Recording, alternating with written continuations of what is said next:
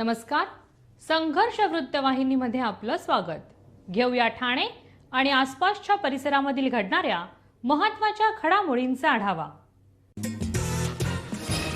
खासदार नरेश म्हस्के यांनी केंद्रीय रेल्वे मंत्री अश्विनी वैष्णव यांची रेल भवन येथील कार्यालयात प्रत्यक्ष भेट घेत अर्धा तास सविस्तर चर्चा केली.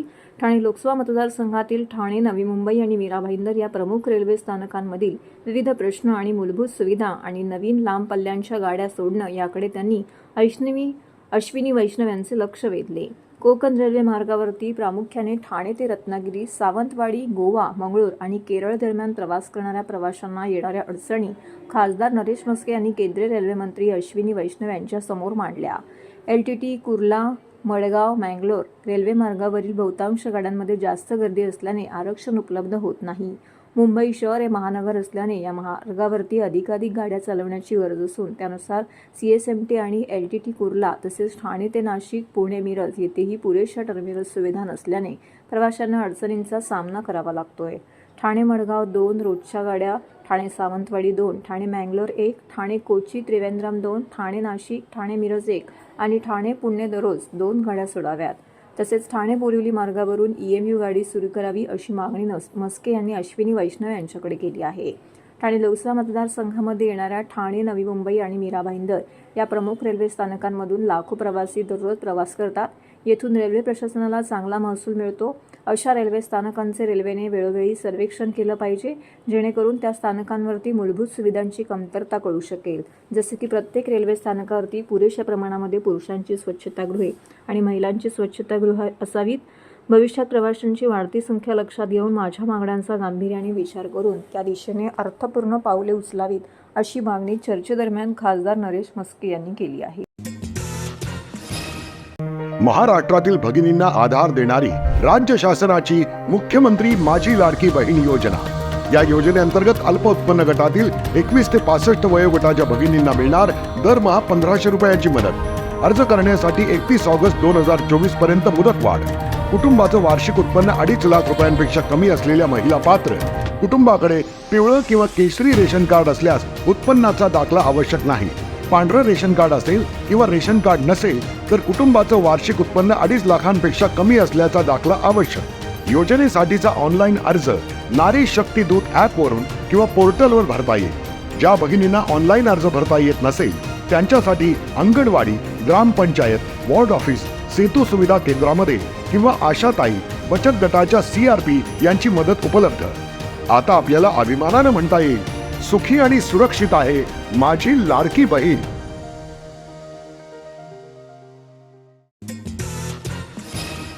मुख्यमंत्री एकनाथ शिंदे यांचा जीवन प्रवास असलेल्या योद्धा कर्मयोगी एकनाथ संभाजी शिंदे या प्राचार्य डॉक्टर प्रदीप ढवळ, डॉक्टर अरुंधती भालेराव लिखित चरित्रग्रंथाच्या प्रकाशनाला अखेर मुहूर्त मिळाला आहे. महाराष्ट्राचे राज्यपाल CP राधाकृष्णन यांच्या हस्ते या चरित्रग्रंथाचं प्रकाशन बुधवारी 7 ऑगस्ट रोजी सायंकाळी ठाण्याच्या गडकरी रंगायतनमध्ये होणार आहे, अशी माहिती पत्रकार परिषदेमध्ये देण्यात आली. दरम्यान कोकण मराठी साहित्य परिषद, शारदा एज्युकेशन सोसायटी आणि ग्रंथाली प्रकाशन यांच्या संयुक्त विद्यमाने हा प्रकाशन सोहळा यापूर्वी एप्रिल व मे 2023 मध्ये होणार होता. मात्र काही अपरिहार्य कारणास्तव त्यावेळेचा हा कार्यक्रम रद्द करावा लागला होता. मुख्यमंत्री एकनाथ शिंदे यांची कौटुंबिक वाटचाल, त्यांची जडणघडण, संघर्ष, कष्ट, त्यांचे राज्याच्या विकासातील योगदान या साऱ्यांचा लेखाजोखा असलेल्या या ग्रंथाच्या प्रकाशन सोहळ्याला स्वतः मुख्यमंत्री एकनाथ शिंदे, उपमुख्यमंत्री देवेंद्र फडणवीस, उपमुख्यमंत्री अजितदादा पवार, विधान परिषद उपसभापती नीलम गोरे, ज्येष्ठ साहित्यिक पद्मश्री मधु मंगेश कर्णिक, अखिल भारतीय मराठी साहित्य संमेलनाचे अध्यक्ष डॉक्टर रवींद्र शोभणे, आमदार संजय केळकर, आमदार निरंजन डावखरे यांच्यासह राज्यातील मंत्रिमंडळातील सदस्य आणि विविध क्षेत्रातील मान्यवर उपस्थित राहणार आहेत. मुळात तुम्ही जो मला प्रश्न विचारला की या दिवशी तुम्हाला प्रकाशित करावं असं का वाटलं, मुळात एकनाथ शिंदे मुख्यमंत्री होण्याआधीचा माझा पुस्तकाचा प्रवास आहे. एकूण एक सर्वसामान्य शिवसैनिक ज्याला राजकीय कुठलाही वारसा नाही, घरामध्ये कोणी आमदार नाही, नगरसेवक नाही, वडील सर्वसामान्य काम करणारा मुलगा, पण सर्वसामान्य माणसांचे प्रश्न हाताळण्यासाठी म्हणून बाळासाहेबांनी जो नंतर निर्णय घेतला की समाजकारण करत असताना त्याला राजकारणाची जोड जर असेल तर समाजकारण करणं फार सोपं जाऊ शकतं. या विचारधारेमधनं असणारे हे एकनाथ शिंदे आहेत आणि म्हणून ही योग्य वेळ आहे. महाराष्ट्रातल्या आज प्रत्येकाला एकनाथ शिंदेच्या जवळ जावं असं वाटतं, त्यांच्याशी बोलावं असं वाटतं, त्याने आपल्याला स्पर्श करावा असा वाटतो, त्याने आपल्या खांद्यावर हात ठेवावा असं वाटतं. अशी अनेक महाराष्ट्रातील सर्वसामान्य मंडळी आहेत. या सर्वसामान्य मंडळींना एकनाथ शिंदे माहित नाहीयेत, त्यांचा जीवन प्रवास माहित नाहीयेत. तो जीवन प्रवास या पुस्तकाच्या रूपाने का होईना पण लोकांपर्यंत जाईल आणि खऱ्या अर्थाने एकनाथ शिंदे साहेब काय आहेत, मुख्यमंत्री काय आहेत हे लक्षामध्ये येऊ शकेल. पुस्तकामध्ये कुठल्याही प्रकारचे बदल आपण केलेले नाहीत, तसंच पुस्तक ठेवलेलं आहे. त्यामुळे कुठलेही बदल म्हणजे राजकारणातले नंतरचे संघर्ष त्यामध्ये कदाचित आलेले नसतील. मुख्यमंत्र्यापर्यंतचा प्रवास त्यामध्ये आहे. घोडा माझा लाडका नवीन योजना. जितेंद्र आव्हाड म्हणाले, भ्रष्टाचार एवढा वाढलाय की घोड्याऐवजी खेचरे येतील. जिथे माणसाला चालायला जागा नाही तिथे घोडे कुठे नेणार आहेत असा प्रश्न उपस्थित करत निर्णय घेता येतो, म्हणून असा निर्णय घ्यायचा असंही ते म्हणाले. मुंबई पोलीस दलातील पुन्हा एकदा अश्वदल पुनर्जीवित करण्याचा निर्णय घेण्यात आला असून या योजनेवरून राष्ट्रवादी शरदचंद्र पवार पक्षाचे नेते जितेंद्र आव्हाड यांनी घोडा माझा लाडका नवीन योजना आल्याची मिश्किल टिप्पणी सरकारवर केली आहे. तसेच भ्रष्टाचार एवढा वाढलाय की घोड्याऐवजी खेचरे येतील असा टोलाही त्यांनी लगावलाय. मुंबई पोलीस दलातील पुन्हा एकदा अश्वदल पुनर्जीवित करण्याचा निर्णय घेण्यात आला आहे. त्यावर राष्ट्रवादी शरदचंद्र पवार पक्षाचे नेते जितेंद्र आव्हाड यांनी एक्स पोस्टमधून विनोदी शैलीत भाष्य करत सरकारला टोले लगावले आहेत. आव्हाड म्हणाले, आज बातमी आली आहे की मुंबई पोलीस दलातील अश्वदलाची पुनर्निर्मिती करणार. पूर्वीच्या मुंबईत पोलीस घोड्यावरून गस्त घालत होते, आता ती पद्धत पुन्हा सुरू करण्याचा निर्णय झाला असल्याचे वृत्तपत्रातील बातमीमधून समजले. आता भ्रष्टाचार एवढा वाढलाय की घोड्याऐवजी खेचरे येतील असा आरोप त्यांनी केलाय. जिथं माणसाला चालायला जागा नाही तिथे घोडे कुठे नेणार आहेत असा प्रश्न उपस्थित करत निर्णय घेता येतो, म्हणून असा निर्णय घ्यायचा असंही ते म्हणाले. ही नवीन योजना आहे माझा लाडका घोडा आणि हो, हे घोडे जेव्हा मुंबईत फिरतील तेव्हा त्यांच्या मागे कुत्रे लागतील ते वेगळेच असंही म्हणत त्यांनी सरकारच्या निर्णयाची खिल्ली उडवली आहे. ठाणे महापालिकेच्या कंत्राटी कामगारांना वाढीव पगारासह मागील थकबाकी मिळवून देणाऱ्या श्रमजीवी कामगार संघटनेच्या ठाणे महापालिका युनिटचे अध्यक्ष किरण कांबळे यांना कंत्राटी कामगारांसह इतर चतुर्थ श्रेणी कामगारांच्या प्रश्नांना वाचा फोडत त्यांना न्याय मिळवून देण्यासाठी विधानसभेत पाठवावे असं भावनिक आवाहन कंत्राटी कामगारांच्या निर्धार मेळाव्यामध्ये करण्यात आले. किरण कांबळे यांच्या वाढदिवसाचं औचित्य साधून ठाणे महानगरपालिकेच्या फायलेर या विभागामध्ये लाभार्थी कंत्राटी कामगारांनी या मेळाव्याचं आयोजन केलं होतं. काही दिवसांपूर्वी ठाणे महानगरपालिकेच्या फायलेर विभागातील सुमारे 55 कंत्राटी कामगारांना ते कार्यरत असलेल्या मेट्रो वेस्ट हायड्लिंग प्रायव्हेट लिमिटेड या कंत्राटदाराने बेकायदेशीर कामावरून कमी केले होते. याशिवाय 2 महिन्यांचा पगार न देणे, जानेवारी 2020 पासून त्यांच्या वार्षिक रजेचा पगार दिला नव्हता. या अन्यायाविरुद्ध कामगारांनी महापालिकेकडे वेळोवेळी दाद मागितली होती. तरीसुद्धा न्याय न मिळाल्याने या कामगारांनी श्रमजीवी कामगार संघटनेच्या ठाणे महापालिका युनिटचे अध्यक्ष किरण कांबळे यांच्या नेतृत्वाखाली ठाणे महानगरपालिकेच्या प्रवेशद्वारासमोर 3 दिवस आंदोलन केलं होतं. एरवी या कामगारांची दखल न घेणाऱ्या ठाणे महानगरपालिकेच्या प्रशासनाने यावेळी ताबडतोब त्यामध्ये लक्ष घालत त्यांच्या बहुतांश मागण्या मान्य केल्या होत्या. त्यामुळे या कामगारांना पगारवाढीसह 2 वर्षाचा वार्षिक रजेचा पगार मिळाला होता. त्यामुळे किरण कांबळे यांचे आभार मानण्यासाठी फायलेर या विभागातील कामगारांनी पुढाकार घेत हा निर्धार मेळावा आयोजित केला होता. यावेळी ज्येष्ठ कामगार नेते जगदीश केलारिया, सामाजिक कार्यकर्ते महेंद्र मोणे आणि इतर कामगारांनी यावेळी आपले मनोगत व्यक्त केले.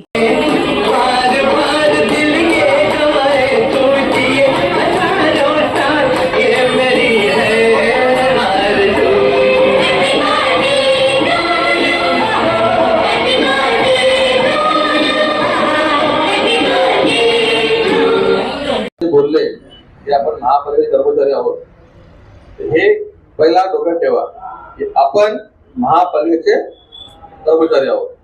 ठेकेदार बदलतो, कर्मचारी बदलतात, आयुक्त बदलतात, उपायुक्त बदलतात, अतिरिक्त बदलतात, कामगार बदलतो का? म्हणून कुठलाही ठेकेदार किंवा कुठलाही अधिकारी आला तो बदलू दे, कामगार बदलणार नाही. आणि हे फक्त आता किरण कांबळे आहे किंवा साहेब आहेत म्हणून आज मी इथे उद्या लंडन अमेरिकेला मी नेगेटिव्ह बोलत नाहीये म्हणून संपलं असं नाही. ते बरोबर बोलले की आता फक्त सीपी आणि डम्पिंग किंवा हे नाही, तर जेवढे घंटागाडी घनकचरा जेवढे कामगार आहेत सर्वांनी एक होऊन तुमचा एकोपा महापालिकेला दाखवा. तिकडे तिरंगाबाजी करावं लागणार नाही किंवा पुढे करावं लागणार नाही. बरोबर ना?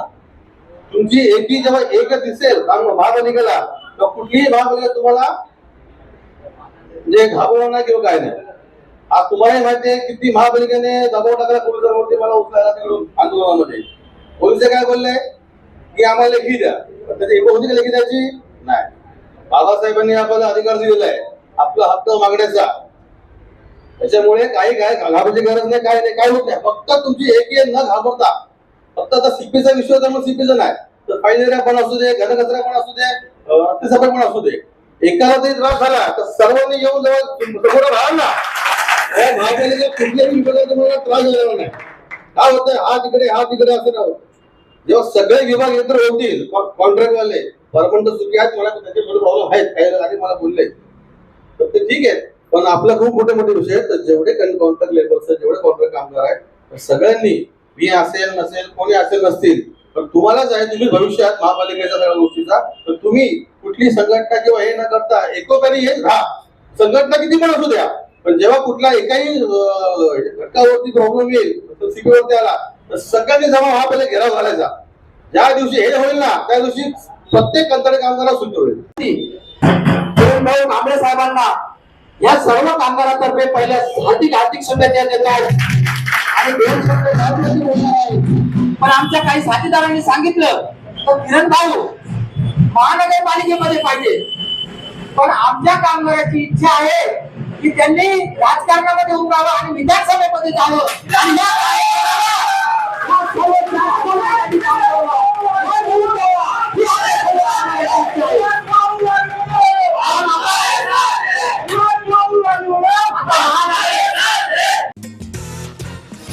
दिव्यात मुंब्रादेवी कॉलनी सेंट मेरी स्कूलच्या पाठीमागे 7 मजली इमारतीचं काम चालू होतं. या बिल्डिंगला लिफ्टसाठी मोकळी जागाही सोडण्यात आली होती. परंतु दिव्यात अनेक ठिकाणी पाहावयास मिळत आहे की बिल्डर हे लोकांकडून रूम विकल्यानंतर लिफ्टसाठी पैसे घेतात, परंतु ती लिफ्ट वर्षानुवर्ष बांधली जात नाही. त्यामुळे हे लिफ्टचे ओपन पॅसेज असेच उघडे असून दिव्यामध्ये या संदर्भात अशा अनेक दुर्घटना घडल्या आहेत. अशीच पुन्हा एकदा दुर्घटना घडली आहे. एका ओपन स्पेसमध्ये कोणत्याही प्रकारच्या सुरक्षेची उपाययोजना न करता बिल्डरने या ठिकाणी लिफ्टसाठी जागा राखीव ठेवली. मात्र त्या लिफ्टच्या डगमध्ये पाणी साचलं होतं आणि त्याच बिल्डिंगमध्ये राहणारी दीक्षा रामनाथ सहानी या 3 वर्षीय मुलीचा त्यामध्ये पडून दुर्दैवी मृत्यू झाला आहे. तरी अशा बेजबाबदार बिल्डरांवरती तात्काळ मनुष्यवधाचा गुन्हा दाखल झाला पाहिजे अशी मागणी शिवसेना उद्धव बाळासाहेब ठाकरे पक्षाचे दिवा शहर संघटक रोहिदास मुंडे यांनी केली आहे. जर बिल्डरवर गुन्हा दाखल झाला नाही तर दिव्यातून मोठे आंदोलन उभं करू असा इशारा देखील मुंडे यांनी दिला आहे. सदर परिवाराला तात्काळ बिल्डरने 10 लाखाची मदत करावी अशी मागणी देखील रोहिदास मुंडे यांनी केली आहे. दीक्षा रामनाथ सहानी या 3 वर्षीय मुलीचा काल दुर्दैवी मृत्यू झालेला आहे. दिव्या विभागात मुंब्रादेवी कॉलनी परिसरात सेंट मेरी स्कूलच्या पाठीमागे एक 7 मजली अनधिकृत इमारतीचं बांधकाम चालू आहे. या बिल्डिंगला लिफ्ट आहे, परंतु लिफ्ट बसवण्यात आली नाही. ती लिफ्टची जागा मोकळी होती आणि या मोकळ्या जागेत पाणी साचलेलं होतं. बिल्डरनी या बिल्डिंगला लिफ्ट बसवलेली नाही आहे. लोकांकडून दिवा विभागात लिफ्टसाठी पैसे उकळले जातात, परंतु 2 ते 3 वर्ष त्या बिल्डिंगला लिफ्ट लावली जात नाही. हा त्रास इथल्या नागरिकांना होतोच, परंतु ते बिल्डरची मनमानी कारभार चालू आहे. आज त्या लिफ्ट न बसवता त्याला काही सुरक्षा कवच असतं तर आज या दीक्षाचा जीव गेला नसता, परंतु आज या दीक्षाचा जीव गेलेला आहे. आणि त्या घरच्या लोकांना बिल्डरांकडून धमकवण्यात येते की या संदर्भात तुम्ही काही बोलायचं नाही, पोलीस स्टेशनला जायचं नाही. तरी आमची शिवसेना उद्धव बाळासाहेब ठाकरे पक्षाकडून मागणी आहे की या बिल्डरवरती सदोष मनुष्यवधाचा गुन्हा दाखल झाला पाहिजे आणि त्या परिवाराला 10 लाखाची मदत या बिल्डरांनी तातडीने केली पाहिजे.